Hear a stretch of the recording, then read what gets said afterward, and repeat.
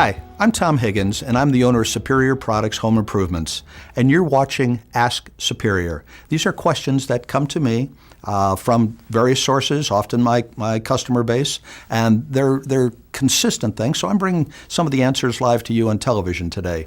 One key one is, Tom, how do I hire my dream remodeler? And well, we put that together in a guide. It's called How to Hire Your Dream Remodeler. That'd be me. And it's a practical guide to avoid costly mistakes and make your experience an enjoyable one. So we want to, in this answer, I want you to beware of the contractor who flashes any of these, okay, kinds of things. I'm going to give you seven conversations. These are warning signals. So number one is the sales rep comes onto you with high pressure tactics. Now we all know that's wrong, but by gosh, they've got some good stories. They call those one-night closers, and they are incredibly effective, and how they've rehearsed and everything about it. Don't fall for it.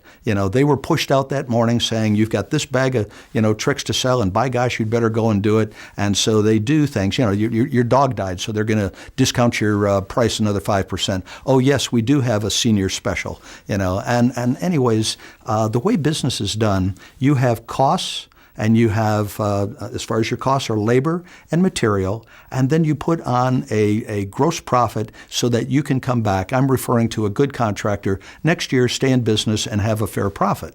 All right, but when you start negotiating and people start saying, well, it's the end of the month and this deal and that, it's like a used car, kind of thing. Don't be taken in by any of these.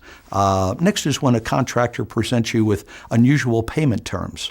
And on these payment terms, they seem a little fishy, too much down, whatever. You want to think of the concept of pay for performance. So yes, giving a reasonable down payment is a fair thing to do, but never all your money. And that you've heard the horror stories, they're true. So keep both hands on the back pocket. Look at a logical progression of how you are paying for the product.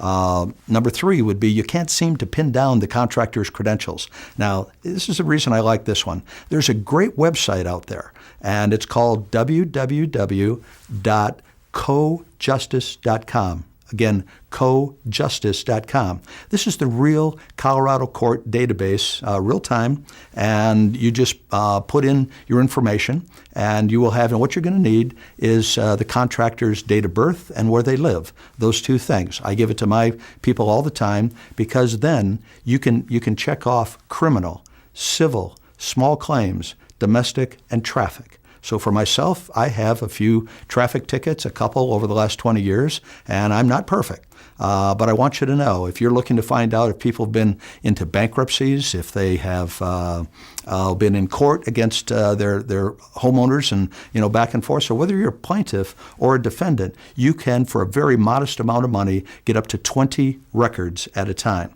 You also then put in the name of the company, its formal name, if it's an incorporated company, and pull up its information. So again, for about a $20 bill, you can get some great information on who you're doing business with. And I learned about this when my daughter, I probably shouldn't be putting this on video, but she was dating a bum, I thought, here about 16, 17 years ago. And by gosh, I hit that magical button and printed out 4 pages on this young man. And it was called Tough Love, but I shared it with her and him. The rest of the story I can't tell in the video, but I want you to know how effective cojustice.com can be and a value for you for many other things other than just home improvements. Now, the contractor, a fourth one, though, is a contractor asks you to get the required permits. No. Any contractor worth their salt, they should be licensed. They should be able to pick up those permits. They should provide you with insurances. That insurance certificate must come to you before the work begins. And what that means is that your workers' comp, your general liability is all there, and you know that you're protected and safe. Good contractors do this naturally. The next one is the contractor schedule or contract seems to be too good to be true. And so you read it and you go, whoa, wait a second. And it's not unrealistic for how the dates and the timing and what about, weather factors and things. So just common sense dictates, how that can be done. Next, for some odd reason, the contractor doesn't warranty his work. This is obviously a no-no, but you have to ask often, say, is your work warranted? Is that in writing? And if it is, you're in good shape. You're dealing with a good person. Okay, now last, the seventh one, the the contractor looks a bit sketchy or disorganized. Well, if they're going to be disorganized in their work with you, their initial evaluations, measurements, what they're doing, then obviously that's going to reflect on how they manage and do the project manage of their business. This is not a difficult industry, but it has its disciplines. Look for those disciplines, reward those disciplines, find yourself a great contractor. There's several of us that are out there, and for that, I appreciate it. So, and now this information is available on my website, even greater detail, and that's AskSuperior.com, www.asksuperior.com. Go into the area where it talks about more information and some free things, and you'll see in there my guide for how to hire your dream remodeler. Have a great day.